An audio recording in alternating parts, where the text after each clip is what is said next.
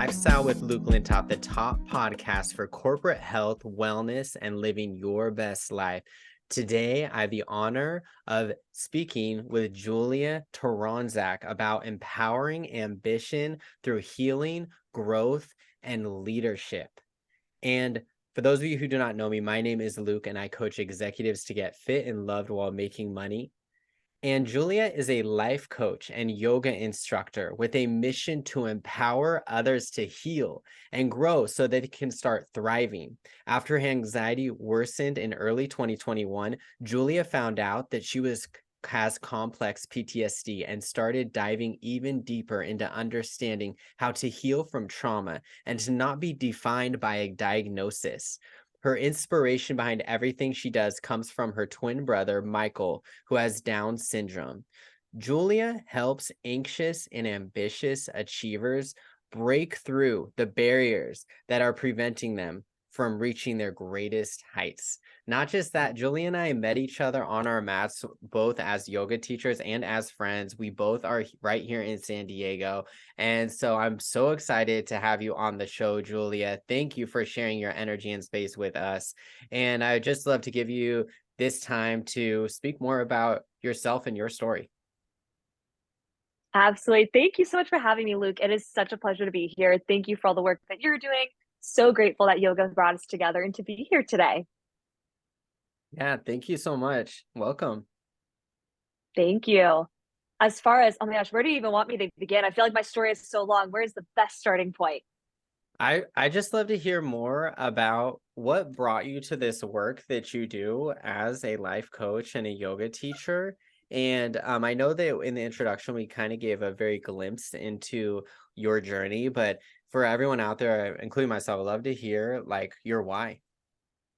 Yeah, absolutely. Thank you for that. So I think, first of all, I mean, I've always had anxiety my whole life. I think a lot of people can relate to that. Always was so nervous and anxious and worrying all the time. And I will never forget when I went to college. I went to UCSD. I was pre-med at the time, really wanted to become a doctor to help people. And my college coach, Corey, would always talk about being present. And I remember hearing her thinking, like, what is she talking about? Like, what does being present really mean? And I finally learned that being present is just living in the moment, not worrying about what happened in the past, not being anxious about what's happening in the future and what's going to happen, but really living in the present moment. And she would lead yoga classes for us each week on Wednesdays. And I started to really fall in love with the practice of yoga and learning that mind body connection.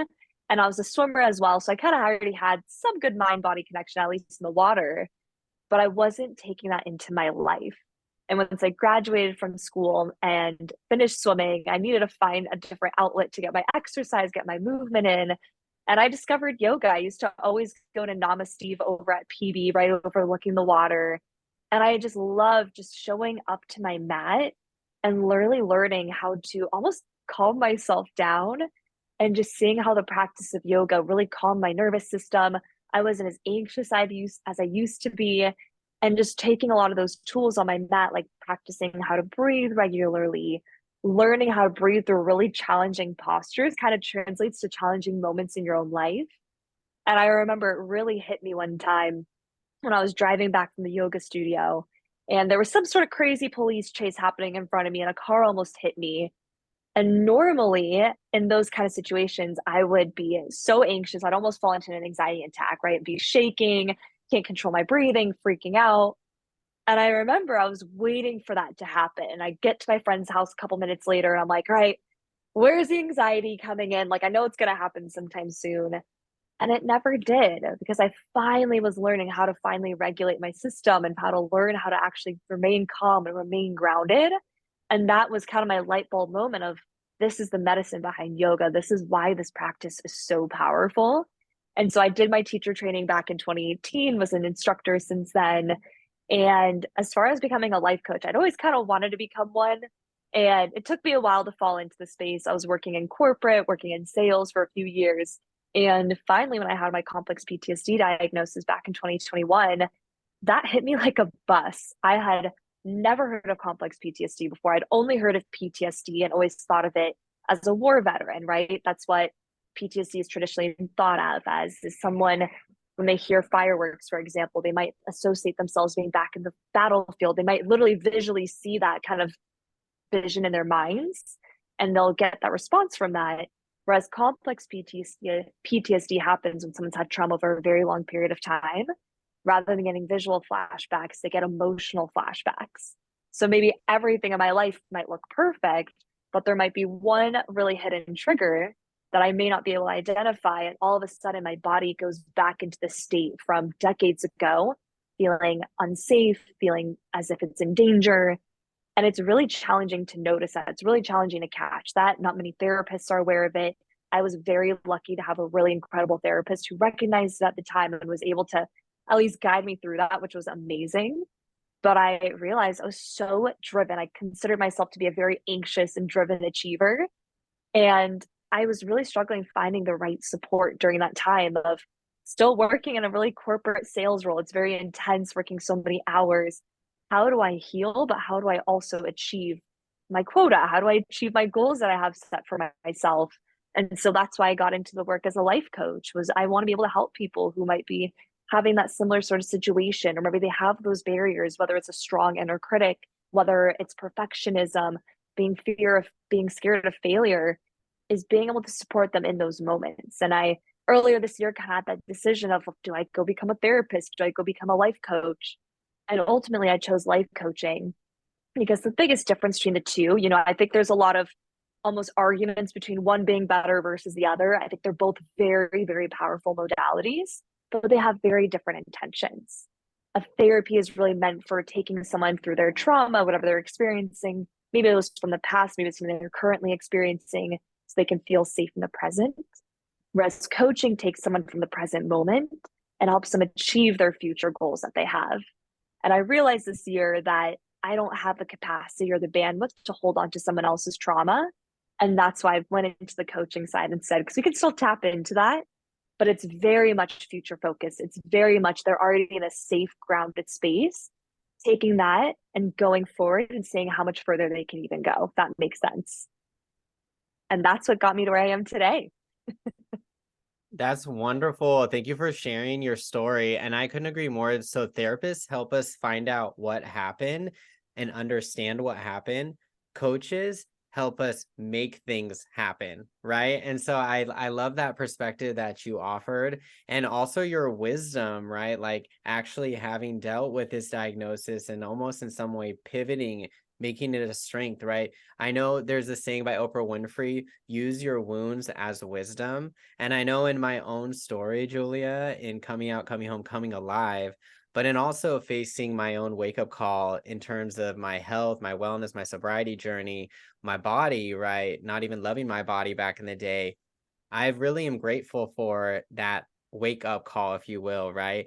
That really has given me knowledge and wisdom. And I think there's such beauty in the things that you shared that you really can't read in a book, right? It's so different when you've lived the walk, right? Than someone who just maybe they did, right? Like you mentioned, maybe they did get their licensure to be a therapist, or they read novels and all that. So I would love to know, like, what makes your lens so beautifully unique and powerful for people out there that desire to step into their best self and also be an aligned leader, not just a leader, right? Because we're seeing in our society now, yes, we have a lot of leaders that are unhealed.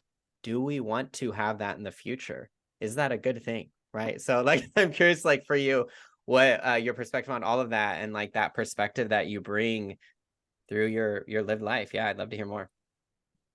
Absolutely. I think the biggest thing that comes to mind is having grown up with a twin brother who has Down syndrome. If you're not sure what Down syndrome is, it's the most common genetic condition out there. It happens when there's a third copy of the 21st chromosome. And so my brother Michael actually doesn't speak. He's completely nonverbal, but I always love to say, even though he may not speak to me in words, he communicates through love better than anyone else that I know. And Michael is so kind, so loving, so genuine. And he's taught me lessons that, kind of like you said, you're never going to get through a textbook. They're lessons that you only get through really a lived experience. And a few things that I love about Michael: one, how unconditionally loving he is. He doesn't care who comes up to him as long as someone approaches him with kindness.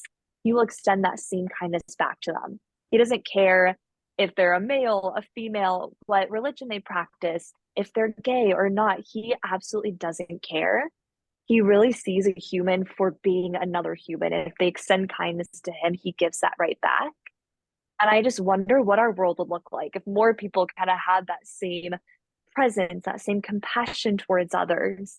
He's taught me so many other lessons, like being present, really enjoying the moment, enjoying the moments you have with your loved ones. Because I remember when I was in school, I was pre-med at the time. I really wanted to become a doctor, but I was also on the swim team. So I had very limited time with family. And there were a few times where my mom and him would come and visit me on the weekends. And I remember once I almost told them, no, we can't hang out. I really need to study for a couple quizzes that I have tomorrow. They're really important. And I realized I can't be worrying about what's happening for my week. I can't be worrying about what's going on with school and be present with my brother at the same time.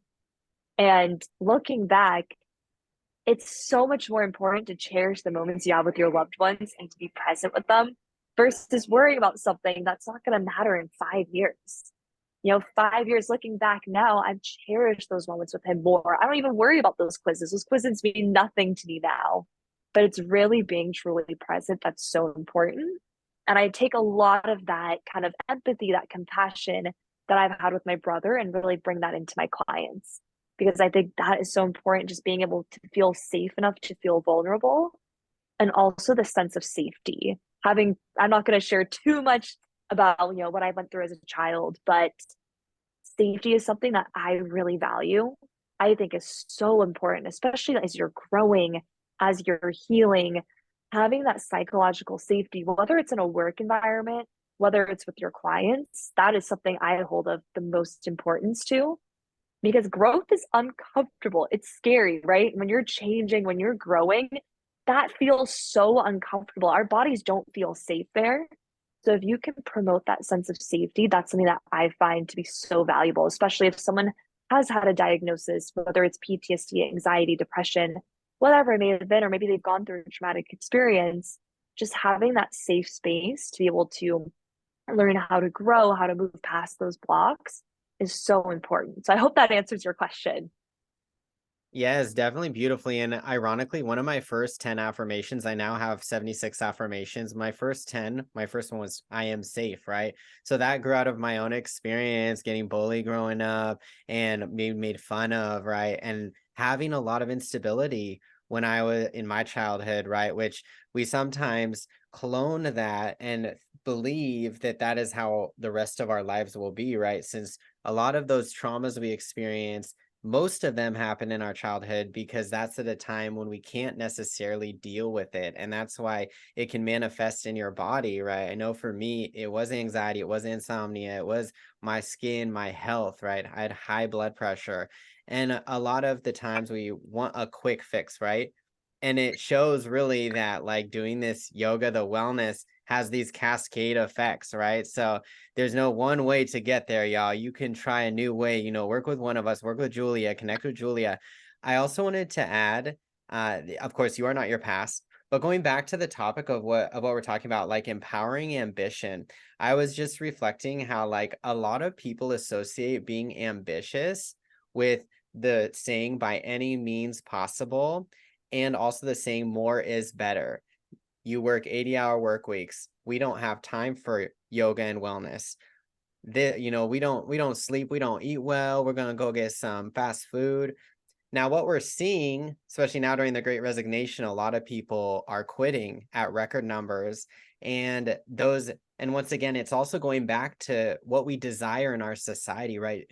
Having leaders that are not healed and who are ambitious but not healthy and not thinking holistically, not mindfully making decisions, has had some effects on our society locally, globally, beyond. And so I just wanted to hear more about your perspective about why leaders should work at becoming aligned through working with you, with me, with someone who has this lived experience, who has this insight and foresight to offer to clients. Yeah, such a great question. I think it's so important because you never know what someone's coming from. You never know what experience they've had, what they've gone through, what they're bringing into the table. And I love that you also mentioned that sense of balance and that sense of the ambition, right? Sometimes people think of ambition or hardworking as pushing everything away and grinding so hard day in and day out.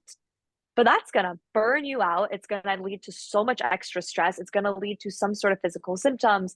Maybe it can even impact your mental health. And that's going to take away from your performance. I learned that firsthand when I was in college, when I was a collegiate athlete. I was working out over 20 hours a week. I was in school.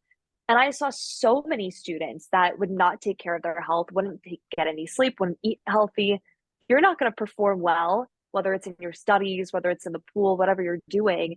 And that same thing goes into our lives. I even did that when I was first working in the corporate world. I stopped taking care of myself. I hardly went to any more yoga classes.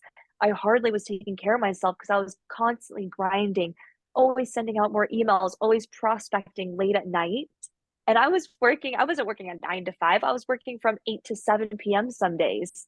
That's not sustainable and wasn't getting me the results that I really needed to succeed. And it's when you finally take a step back, when you learn that rest really is productive, to calm your mind down, to get more of that creative energy going, which is so important to have in most cases, is so powerful. And even this year, I learned for myself when I was starting my own business, I was doing the same practices. I was working all day, every day, late in the evenings, even on weekends. And I was only showing up to my own yoga mat maybe once a week. Like, that's pathetic for a yoga teacher, right? I should be on my mat way more than that and having those moments to myself.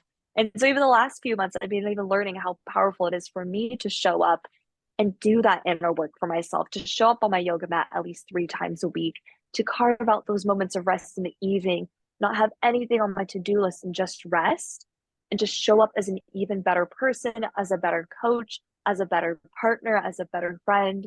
And those same things apply to leaders. If you have a manager, if you're a manager and you're not taking care of yourself, you're going to spill some of that onto your employees. That's going to seep into the rest of the company. Other people are going to feel that. They're going to get involved in that stress. And that leads to so much less productivity. It leads to work that isn't as good as it really could be. And so, really taking those moments to carve out time for yourself, when you show up better, it inspires your team. It allows your team to take care of themselves to show up even better. Because, as you've mentioned, with the great resignation and other industries, especially tech this past year, there have been so many layoffs that have been happening. So many employees that may have still remained, maybe they still have their jobs. They're not just keeping their job, they're taking on the roles of other people who are laid off and they're working even more than they had to in the past. That's going to burn them out if they don't have the moments to take care of themselves, to really slow down, to really put out better work as well. I couldn't agree more. And I wanted to add to that that everything is energy, right? And we're in this time where there's a lot of visibility in terms of your company. So if your company is treating people well and leadership is aligned with society's values, your company is going to do so much better than another business, right? That sees its employees, even its leaders, as disposable, right? And so we're really moving into this time. You really see this with Generation Z, like the people that are in their 20s and younger. A lot of them will not support companies that are not socially responsible, that do not treat their employees like humans, right? So now is the time, now is your sign to change, not just, of course, for your health, but for the survival and the thriving of your business, if you will, and of yourself, right?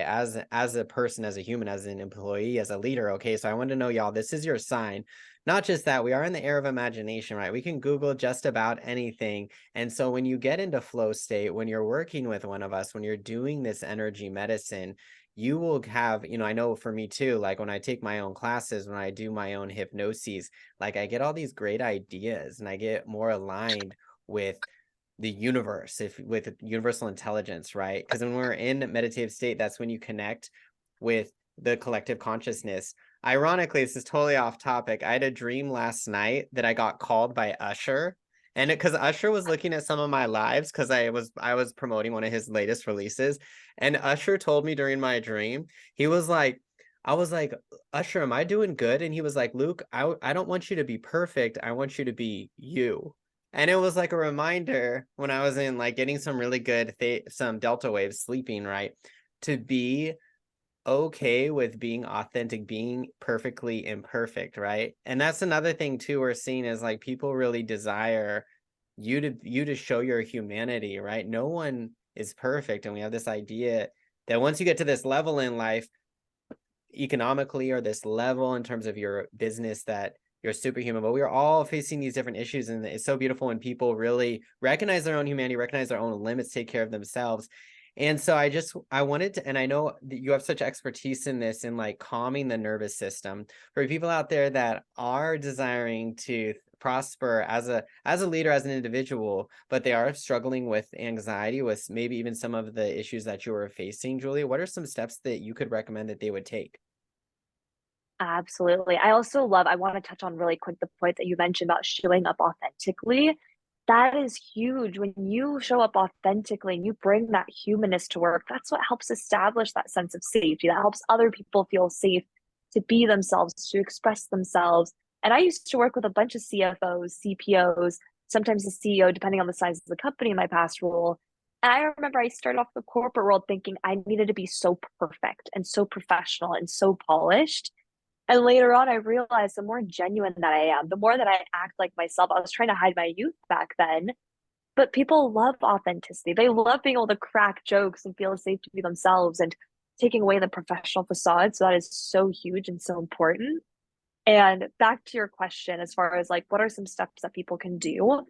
First, I mean, really finding the right support. And it's going to be different for every person. For some people, it might be finding a coach. If it's something that you want to work on, maybe it's with your business or with your career. Working with the coach can be really powerful if you're looking on support for the future and really working towards that and making sure that you're hitting your goals. If it's something that's really deep, maybe it's some sort of trauma that you experience, and maybe you've never shared that with someone else, that's where it's really helpful to see a therapist to really work through that. And sometimes finding a coach, finding a therapist, it can take time. It's a relationship. You're literally getting into a relationship with someone. And sometimes you got to date. You got to almost find the right therapist, the right coach for you that can really jive with you, that can really understand you. You have the same energy with each other, and you can really gain kind of that perspective for one another. Getting that support is huge. And you can see a coach and you can see a therapist at the same time.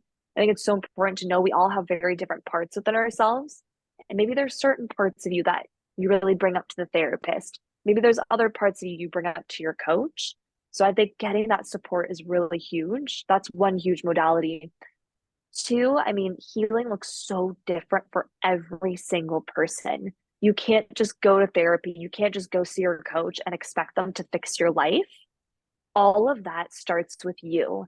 You are the one person responsible for changing your life, not your parents, not your partner, not your therapist, not your coach. It all starts with you and doing the work.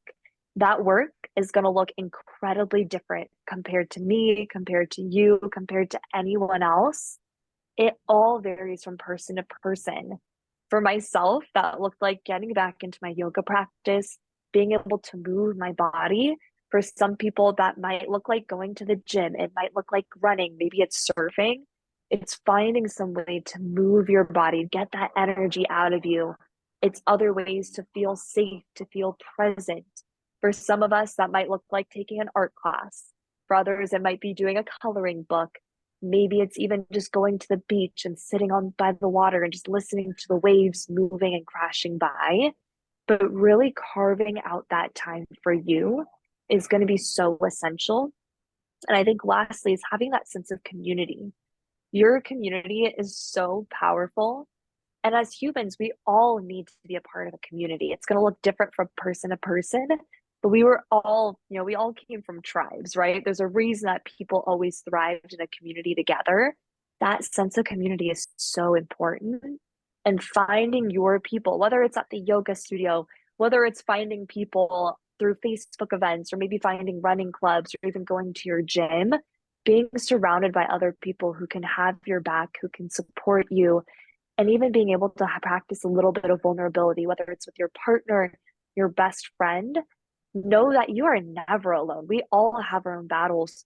we may have had different experiences. Some people may have never known about our scars or what we've experienced, but know that it's okay to be vulnerable. And of course, you don't have to be vulnerable with everyone, but just the people that you feel safe with, that has such a huge impact. And just knowing that you're not alone, you're not isolated, you don't have to go through an experience by yourself, but there are people out there who are willing to support you is really huge. I love that. I think environment is huge, like where you are in the world. I know for me, even I recently moved 3 months ago to Hillcrest, San Diego, a new neighborhood. And since moving, my energy has completely transformed. It's the LGBT community here, and everyone's very creative and free spirited. And so I just wanted to even throw out that simple idea. And if I could create a law for the world, it would be that everyone would get into nature at least once a day, right? So getting into nature or even just having pictures of nature in your space can help calm your nervous system. So in the program working with me, we work on money manifestations, we work on love manifestations and health. All of those are of course intertwined in healing. And one of the first steps is actually making your space feng shui. And I wanted to say, like, I've been really working at that too, like having natural sunlight. So, and having also space in your dwelling, in your business, in your office, right?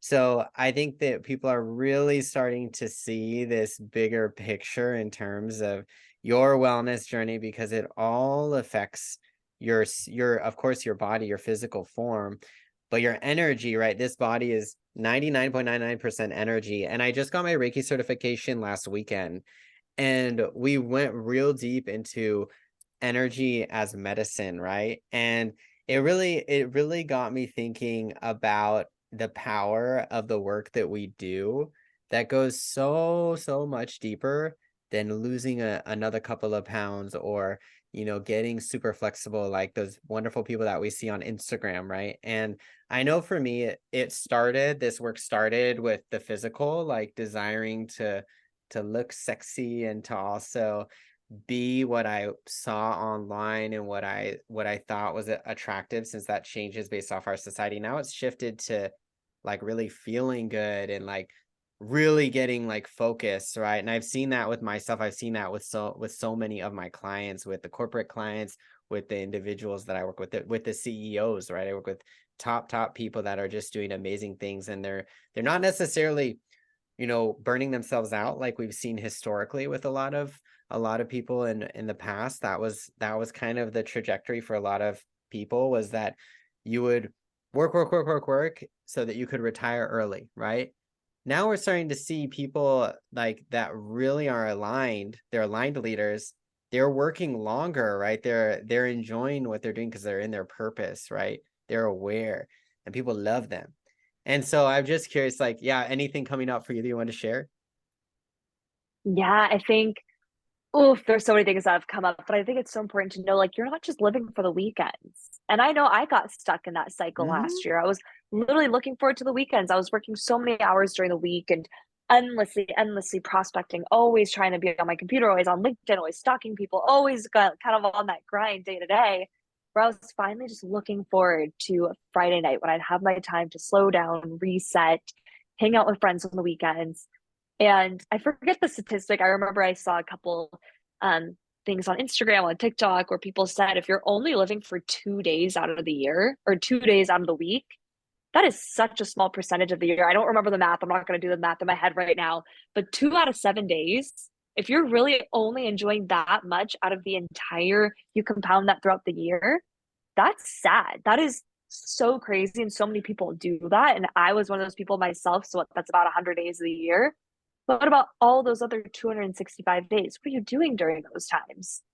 And so finding those little moments of joy on your day to day, really learning how to be present even before you log on to your computer, before you head onto the office, enjoying your cup of coffee, spending a few moments really being present with your loved ones, and even scheduling that time throughout the week to take care of you, you're going to show up so much better into your work and what you're doing than if you're only living for those moments in the weekend when you're only really finding joy outside of work.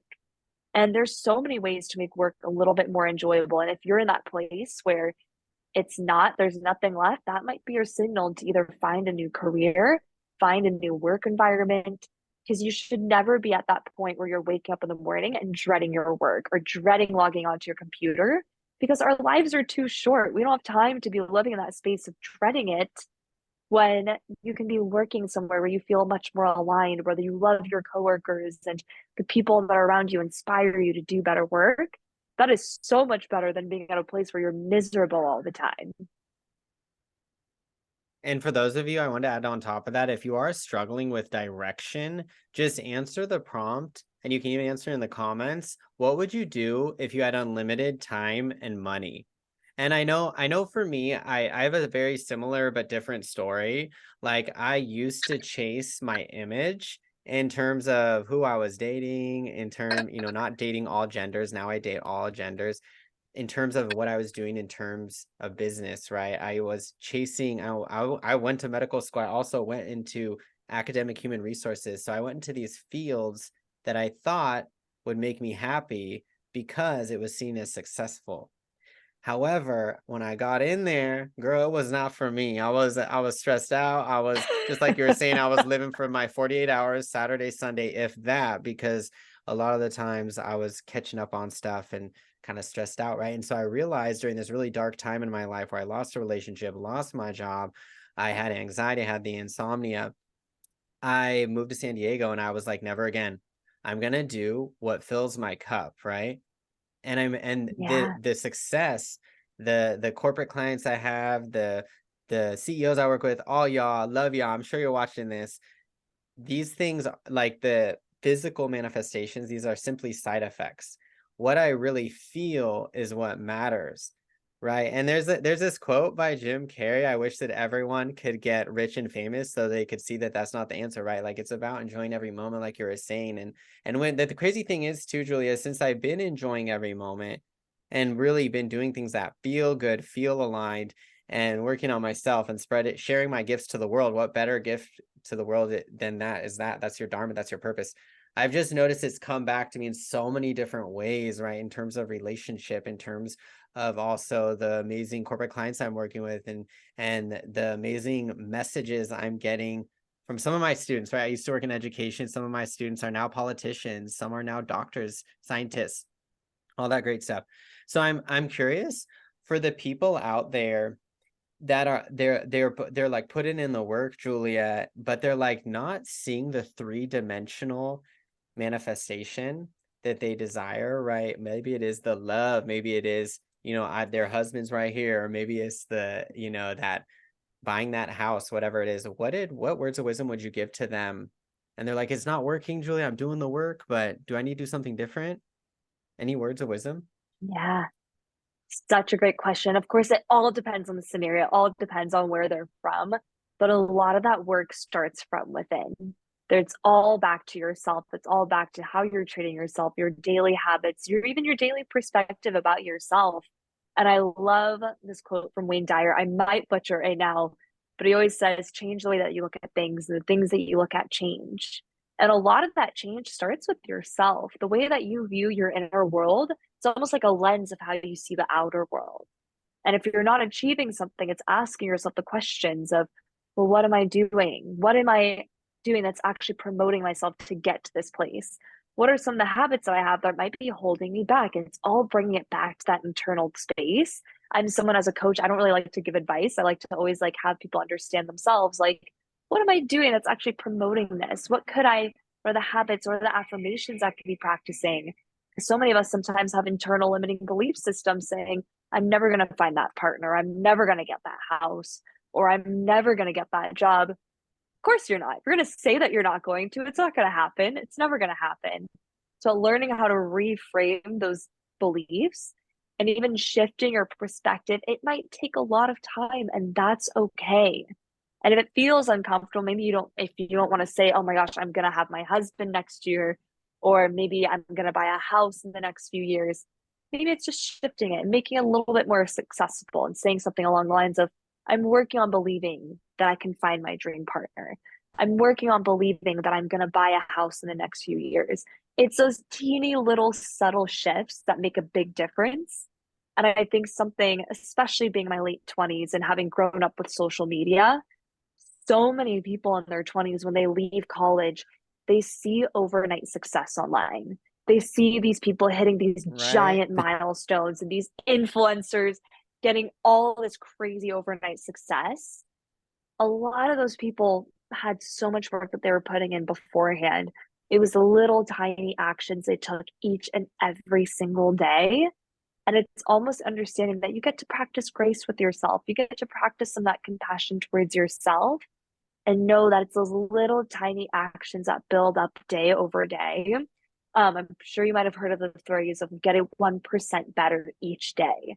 When you get 1% better every single day, that's going to compound itself throughout the year. And it makes such a big difference. It's even just practicing one new affirmation each day, maybe practicing waking up early, just 10 minutes early each and every single day.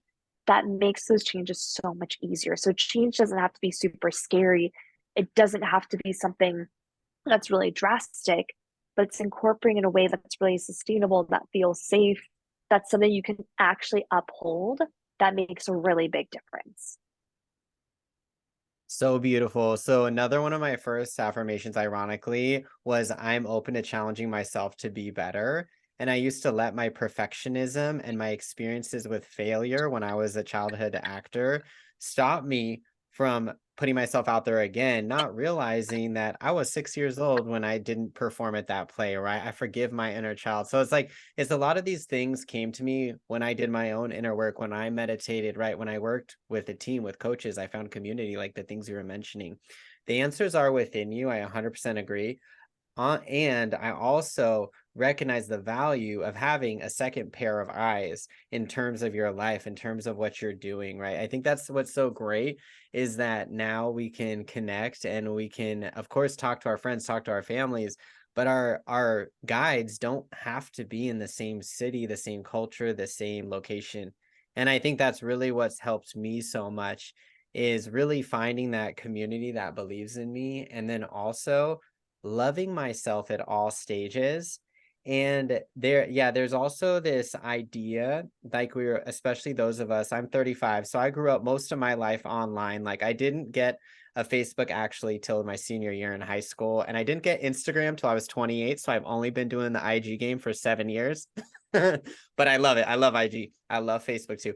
But having grown up online, and I've been guilty of this in my past, I used to think that someone who has like 7 million followers and all of these likes and this beautiful life and they're millionaires has it all figured out. But as I've gotten to know more of these people, work with them and all that, I've really learned that like that is a facade, right? We don't know what's happening behind closed doors when that person is not posting, right? We don't know, the challenges they're facing. And yes, it is a beautiful thing to be known and famous and to have wealth, but you still it can sometimes those things can elevate your visibility, can elevate and create other issues. And so I think what's so great when working with a coach and work with me with someone who's preparing you for this abundance that is down the road, whether it's tomorrow or it's a year or even a couple of years, is that you're ready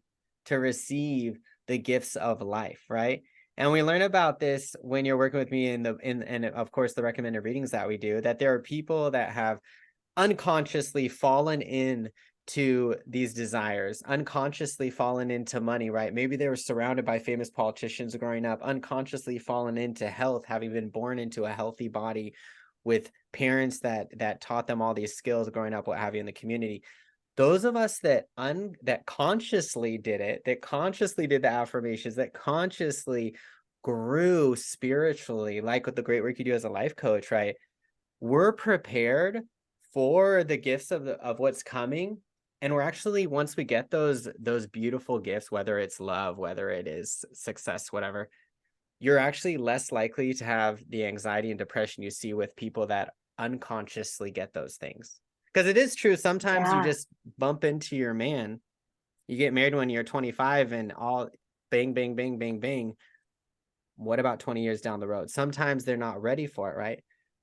Good. So I just true. wanted to throw that out there for all y'all that are Yeah. unhappy with divine timing. Okay, it's worth the wait. I don't know anything coming up for you. Yeah, I mean, I think it's so important to just understand, like, when you're in that space where you have that fame, success, I'm always learning how to redefine what success looks like. Because a few years ago, so I believe, might have been 5 years ago or so, I had the opportunity to be featured on BBC Three with my twin brother. We did a little mini documentary that millions of people have seen. And I remember being so excited beforehand, was like, oh, this is it. This is like our big hit. And I was so unhappy afterwards. And part of it was because when you do get, that fame in a sense, and you do have a lot of eyes on you, there's gonna be a lot of haters that come after you. And even when there's so many people that send so many beautiful comments, there's a few people are gonna attack you. And that's always gonna happen. You're not gonna be liked by everyone. But that is very hard to actually be acquainted to and to actually learn how to deflect that kind of energy and deflect those kind of comments and not have them impact you. But it impacted me quite a bit. And I remember feeling so guilty and feeling bad about myself. And it made me realize this is what people who are famous deal with all the time, that many people don't see, they don't think about, they don't experience. And that's why it's so important to do that inner work and understand that people are just projecting their own worlds onto you. Someone said I send you a nasty gram. They probably have a crazy inner world that you don't even know about. You can't even imagine if they're going to be sending something so rude to someone they don't even know. And again, you don't know what success actually looks like the way that you might have defined it. I remember a few years ago, for me, success looked like having a six-figure job and being able to make a lot of money and do those things. And I did that the other year. And guess what? I was absolutely miserable because money is not going to fix your problems. It might elevate some good things. I do believe money is an amplifier, but if you're not able to live a life of purpose, if you're not able to have the time to take care of yourself and you're slaving away for that, it's not worth it. And so I've been learning how to redefine what success looks like, especially over this last year. And for me right now, I'm still in the middle of defining what that looks like. But right now, my kind of definition of success is being able to be proud of myself each and every single day, to find the little moments of joy, to be happy, to really feel like I'm thriving and feeling fulfilled, and really being proud of this human experience because you only get one life in your body. You don't get any second chances. You literally get one life.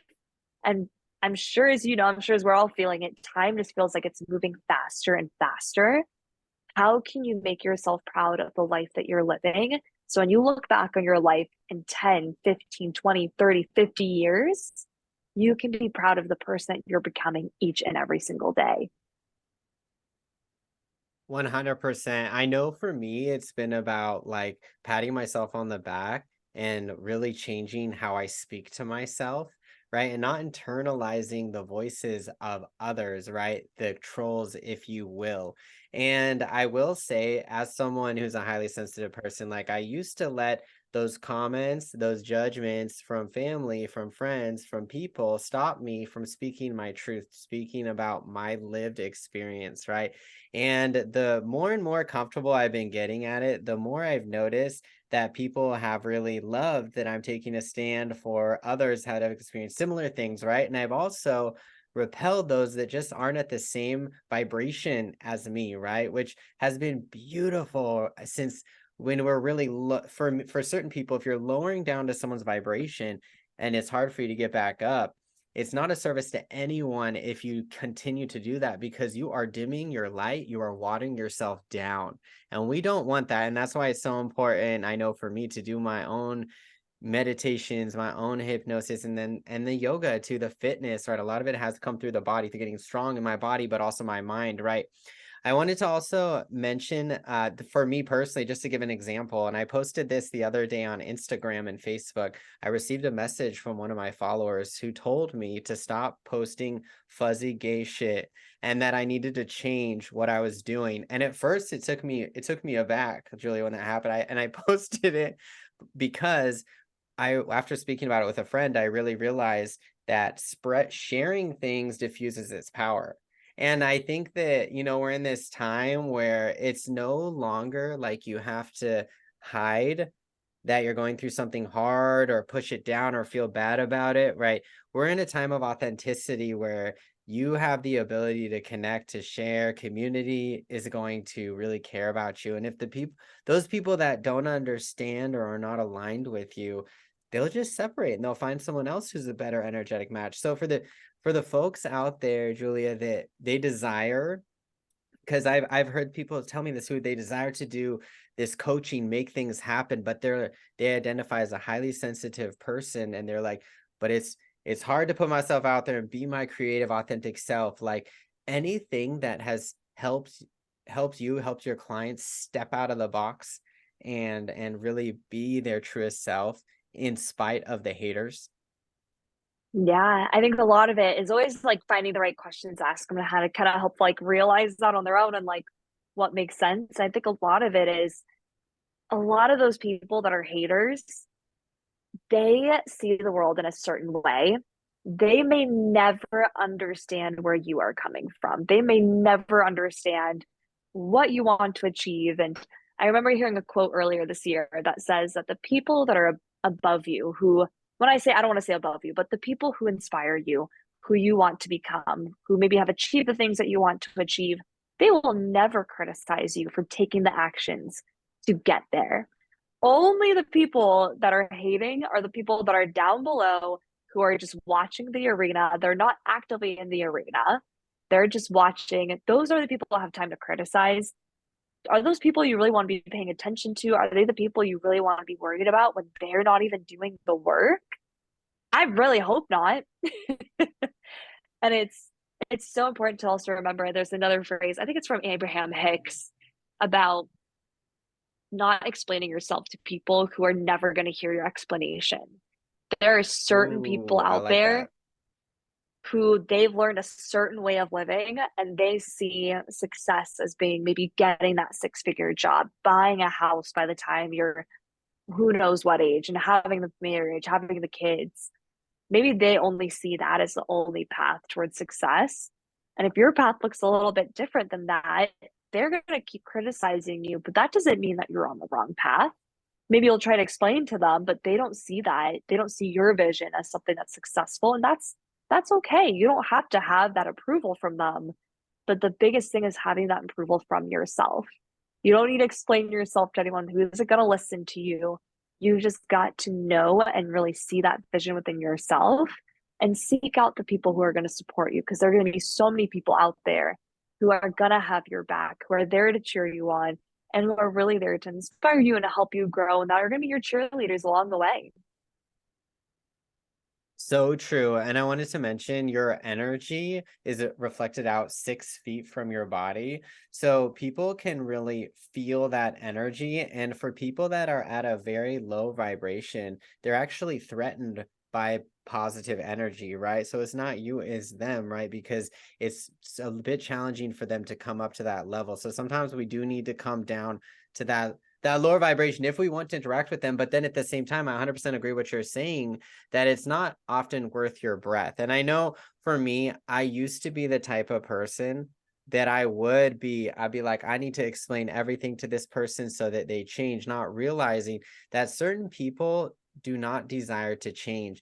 And in energy medicine, you can even think of it in 3 levels, if you will. So we have people that are, in the tower state, and these are the people that I work with. I work with people that are in the tower state that want to get to the stars.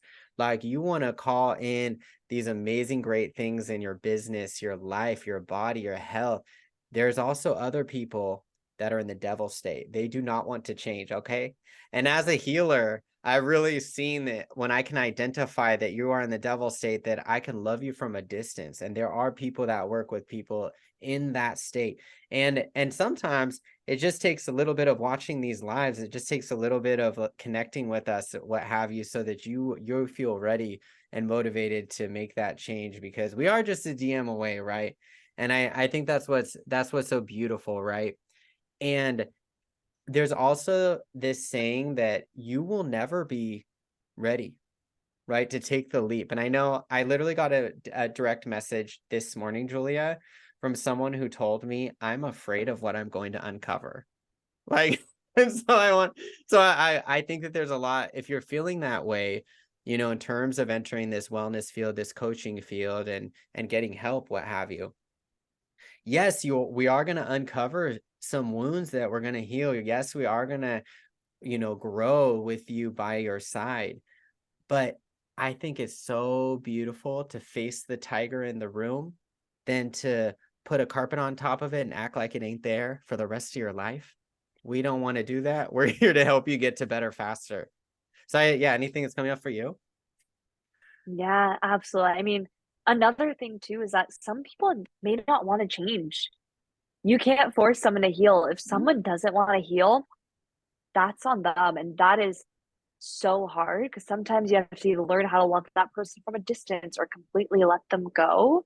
But if you're someone who's ready to change, you're ready to grow, like you said, you may never be ready. Sometimes some people finally get so fed up where they're finally going to go commit to changing and growing. But there's so many times where you may never feel ready, and that's okay. It's learning how to take the courage to take those steps to move forward, to get and to learn how to embrace getting uncomfortable. And that's where a lot of the growth really starts to happen. It's getting outside of your comfort zone into that growth zone and know that you might leave some people behind. And I think it's so funny when you hear about people saying, "Oh, well, you've changed." Thank you. Thank you. I'm happy. That's what we're meant to do. We're Yes. meant to change. Even when you're in a relationship with someone, like I've been with my partner for almost 3.5 years. We're not the same people when we first met each other. And I'm so happy about that. I hope in the next 4 or 5 years, we're not the same people and forever on. You don't want to be the same person. If you're staying the same, you're stagnant. You're not growing. We're all going to be evolving. We're all going to be growing, even with our own friendships. If your friends are changing, sometimes you outgrow friendships or sometimes you change together and you grow together. But that change is so beautiful. And I think a lot of people, especially as they start to, whether you want to call it raise their vibration, maybe they're emotionally intelligent, maybe their emotional intelligence is growing, they're becoming a lot more aware. You kind of start to learn to embrace that sometimes friendships or relationships fall apart because you outgrow each other and there's no bad blood between that. It just happens. And like you mentioned, people will just fizzle out and that's okay. But other people who are aligned with you will come in and you're going to understand why certain things fall apart. So that even bigger, better things that you may not even imagine about right now are going to be present there for you. Absolutely. And when you quote unquote lose someone, something, you're creating space for those that are aligned with who you're becoming, right? As you step into this identity. Yes, I've had people in my own family make that comment. Luke, you ain't the same person. And my friends too from my childhood. However, I'm happy to hear that I've grown, right? Your personality is not permanent, and the thing is too, you can heal now as an adult, right? You are not your past. So we have these things that have used to define us, but they don't have to be that way. And I think we are in the best time in human history because we have all the information out there. We have guides, we have living, breathing people that are here to help you, whether it is healing to become a better leader, it's corporate wellness, it's calling in love, money manifestations beyond.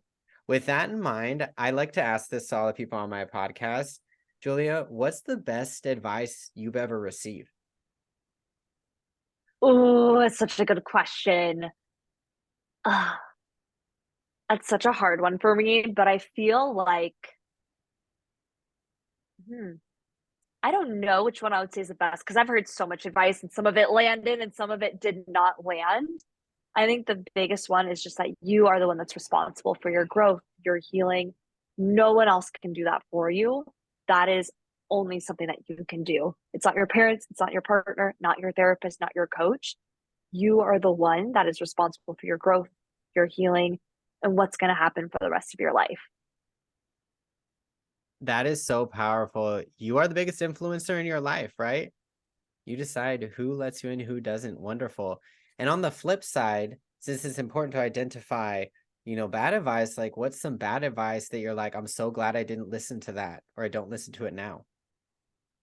Yeah, I think someone else's definition of your success, what it should look like, what it should be. I was always told to be a doctor growing up because that was the safest thing to do. That made sense. And I wish that I had just had the space to kind of do things on my own and figure out what was really meant for me. So anyone that tells you what you're meant to do or what you should do, I would say you're the only person that really truly knows. You are going to know what's meant for you, what's right for you, and fail fast, fail hard, figure it out. The only way you're going to know is if you're trying. So I think any kind of advice that tells you what you're supposed to do and you're not receptive to it, I'd say is probably one of the worst advice, at least that I've personally experienced. So, so true. Excellent. And Julia, for people that are vibing with you, where can they find you, follow you? Yeah, absolutely. So on Facebook, I'm Julia Toronczak. I'm not as active on Facebook. I'm much more active on Instagram. They can find me at Mind Body Julia. And then on LinkedIn, if there are any people on LinkedIn, my name Julia Toronczak. I think it's going to be spelled in the show notes. There's not many people out there with my name, so I think I might be the only one there. So it should be pretty easy to find. But I share a lot of valuable tips and tools on both platforms that can be really supportive. Cool. And I love all of the love that you're posting out there, your stories. I think it's very inspirational. So do go and follow Julia, check her out. And I want to also give you the space to share anything else that I may not have asked you during today's session. Ooh, I think you covered it all. I think we hit kind of all the bases. I think everything that we've talked about today has been absolutely beautiful. So thank you for bringing me on, Luke. Yeah, thank you so much for coming on, Julia. And for those of you out there that are desiring to go deeper, I would also love to invite you to join me for a Fitergy Wellness Corporate Wellness Audit. Join our community and comment below. And you can check it out. I just bought the URL fitergy.co, and it's the best corporate wellness out there. And not just that, I'd love to hear in the comments if you're on social media your biggest takeaway, any questions you have for Julia and me. And not also, if you're listening to this on Spotify, on Apple, please leave a review. We'd love to hear from you if you like this podcast. And I hope that y'all have an amazing day as you take care of the most valuable thing that you have. Thank you so much. Thank you. Bye. Bye-bye, everyone.